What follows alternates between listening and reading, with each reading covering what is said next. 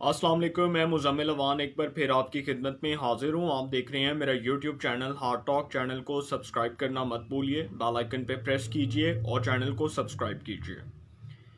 कराची में जियो न्यूज़ के दफ्तर के बाहर जो हमला हुआ उसकी एक बहुत बड़ी जो कॉन्स्पिरेंसी है उसके हवाले से कुछ फैक्ट्स जो हैं वो मैंने इकट्ठे किए।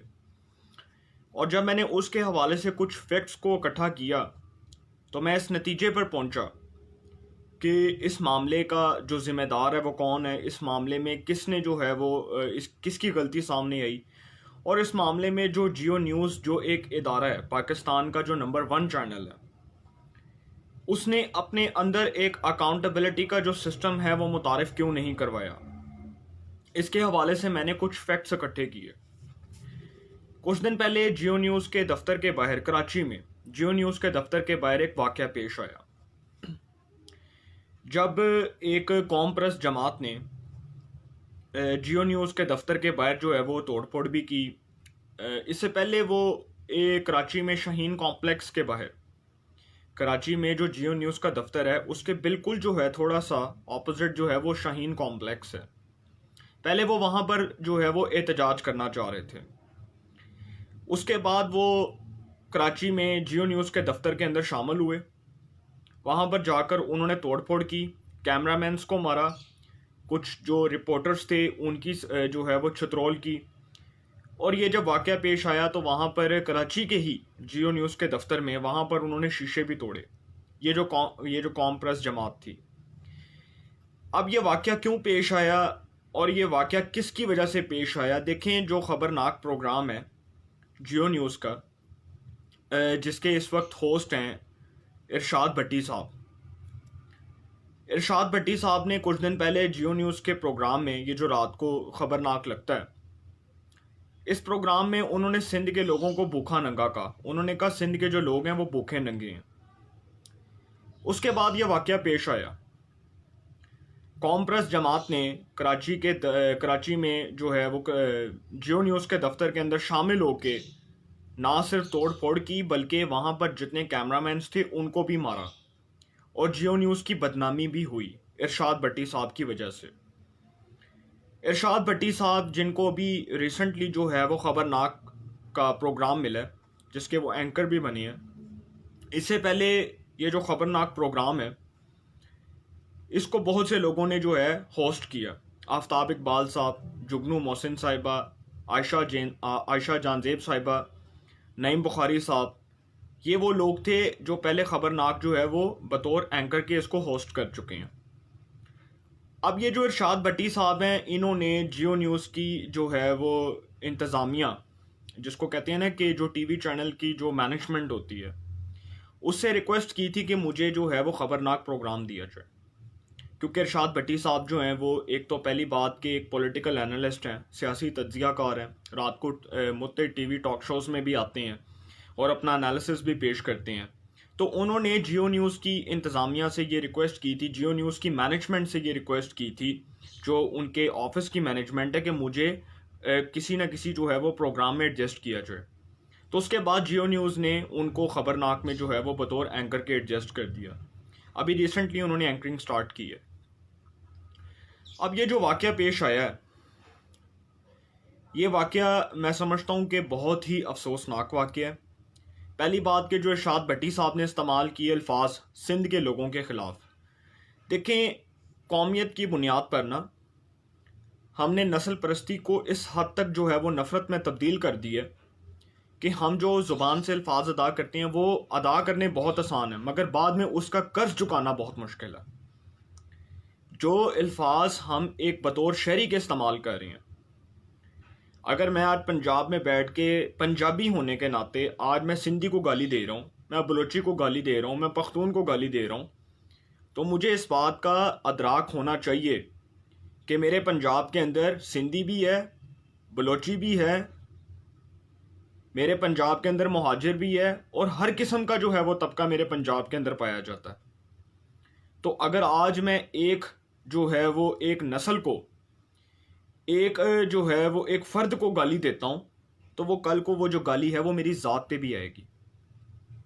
किसी को भूखा नंगा कहना, किसी को जो है वो मंगता कहना, ये जो अल्फाज हैं ये सहाफ़ियों के अल्फाज नहीं हैं। सॉरी टू से, अनफॉर्चुनेटली ये जो इरशाद भट्टी साहब ने अल्फाज इस्तेमाल किए हैं, ये अल्फाज उन्होंने किसी एक जो है वो शहरी को गाली नहीं दी, उन्होंने पूरी सिंध की कौम को गाली, पूरी सिंध की आवाम को गाली दी है।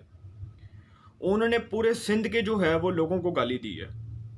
और इस गाली का मतलब ये है कि आप किसी के ऊपर बिला वजह बिला जवाज़ कोई भी तनकीद कर दें और बगैर किसी जो है वो किसी भी बगैर किसी प्रूफ के, बगैर किसी सबूत के आप किसी के ऊपर कोई भी इल्ज़ाम लगा दें। ये ऐसे ही है कि आपके पास कोई हकीकत नहीं है, आपके पास कोई जस्टिफिकेशन नहीं है और आप किसी को गाली दे रही हैं। अब ये जो वाक़या पेश आता है, ये जो इरशाद भट्टी साहब हैं जो इन्होंने किया, पहली बात कि वो तो बिल्कुल गलत, लेकिन जो रिएक्शन आया वो भी बिल्कुल गलत है। देखें, गाली का जवाब गाली नहीं है और गाली का जवाब कभी भी गाली से नहीं दिया जाता। बहुत अच्छा होता अगर इस मामले को शाइस्तगी के साथ हैंडल किया जाता तो शायद ये वाक़या पेश ना आता। अब अगर हम जब इस वाक़े की बात करते हैं ना, तो जो इरशाद भट्टी साहब का वाक़या है उससे हट के मैं बात करता हूँ कि चंद माह पहले जियो न्यूज़ का ही एक प्रोग्राम है रिपोर्ट कार्ड, उसके अंदर जो है वो हसन नसार साहब जो बड़े सीनियर सहाफ़ी हैं, हसन नसार साहब ने रीमा उमर साहिबा जो उसमें तज्ज़िया कार भी हैं, जो रिपोर्ट कार्ड के अंदर अपना तज्ज़िया भी पेश करती हैं, बड़ी यंगस्टर हैं, बहुत जो है वो नौजवान शख्स जो हैं वो तज्ज़िया कार हैं, तो उनके ख़िलाफ़ जो हसन नसार साहब ने जो जहर उगला, जो हसन नसार साहब ने उनके ख़िलाफ़ जो ज़ुबान दराजी की और उनके ख़िलाफ़ जो गलत ज़ुबान का इस्तेमाल किया, उसके बाद भी एक रिएक्शन आया। और हसन नसार साहब जो एक बहुत बड़े कॉलम निगार हैं पाकिस्तान के, एक बहुत बड़े सहाफ़ी हैं, प्रोमिनेंट जर्नलिस्ट हैं और लोग उनको फॉलो भी करते हैं, यूट्यूब चैनल भी है उनका। वो जंग न्यूज़ के अंदर जो है चौराहा के जो है उन्वान से वो कॉलम भी लिखते हैं। तो उन्होंने जो ज़ुबान इस्तेमाल की थी रीमा उमर साहिबा के ख़िलाफ़, मैं समझता हूँ कि ये बिल्कुल जो है वो काबिल कबूल नहीं थी और उन्होंने इसके ऊपर माफ़ी तक नहीं मांगी। वो इसलिए क्योंकि देखें, जब कोई बहुत बड़ा तज्ज़िया कार, जब बहुत बड़ा कोई सहाफ़ी जो ये थ्रेट करता है ना कि मुझे कोई हाथ नहीं लगा सकता, मेरे ख़िलाफ़ कोई अकाउंटेबिलिटी नहीं हो सकती, तो इदारे उसके ख़िलाफ़ कुछ नहीं करते। और मैं जियो न्यूज़ की मैनेजमेंट को बहुत अच्छी तरह जानता हूँ क्योंकि मैं भी खुद एक सहाफ़त का तालिब इल्म हूँ और मेरे बहुत से दोस्त इस इदारे में काम भी कर रहे हैं।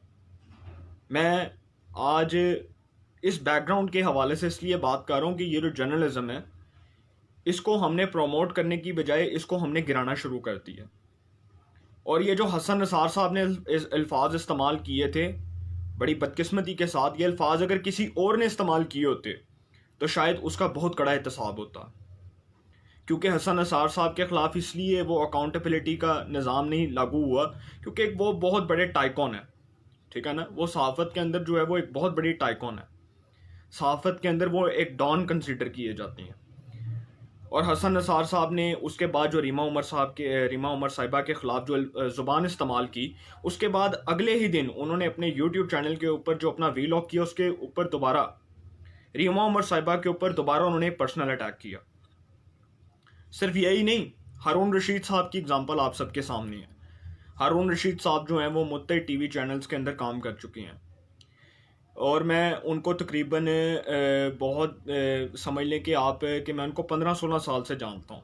मेरा ख्याल है कि मेरे से ज़्यादा वो जानते होंगे। जब मैं पैदा भी नहीं हुआ था तो वो कितने साल जो है उन्होंने मजीद निज़ामी साहब के साथ काम किया, उन्होंने ज़िया शाहिद साहब के साथ काम किया, उन्होंने जो है वो आरफ निज़ामी साहब के साथ काम किया, उन्होंने मुत्तहिद अखबारों के अंदर काम किया हारून रशीद साहब ने। और इस वक्त जो है वो 92 न्यूज़ के साथ जो है वो वाबस्ता है। इस वक्त रात को वो प्रोग्राम जो है वो उसके अंदर भी आते हैं और दूसरा 92 न्यूज़ के अंदर वो कॉलम भी लिखते हैं। हारून रशीद साहब की एक वीडियो लीक हुई, और सॉरी ऑडियो लीक हुई। उस ऑडियो के अंदर वो एक पुलिस वाले को थ्रेट कर रहे थे, तुम्हारी ऐसी की तैसी, मैं तुम्हें देख लूँगा, मैं तुम्हें छोड़ूंगा नहीं, मैं तुम्हारे खिलाफ ये कर दूंगा। वो जो ऑडियो लीक हुई, अगर मैं उसके आपको कुछ मज़ीद अल्फाज बताना स्टार्ट कर दूँ ना तो शायद आप कानों को हाथ लगाएं। ये है वो सहाफ़त जिसको आज प्रमोट किया जा रहा है पाकिस्तान में।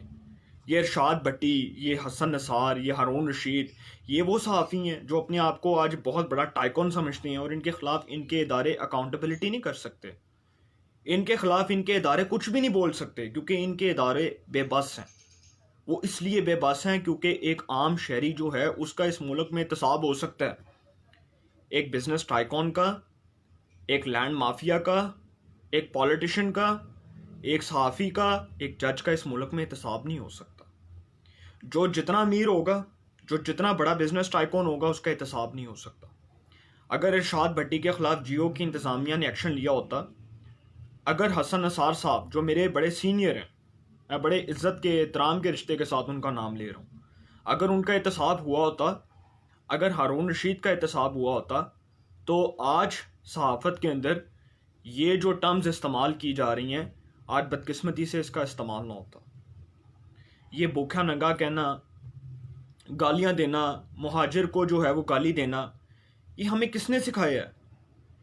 ये हम जिस इदारे के अंदर काम कर रहे होते हैं उसके अंदर भी कुछ जो है वो रूल्स को फॉलो करना पड़ता है।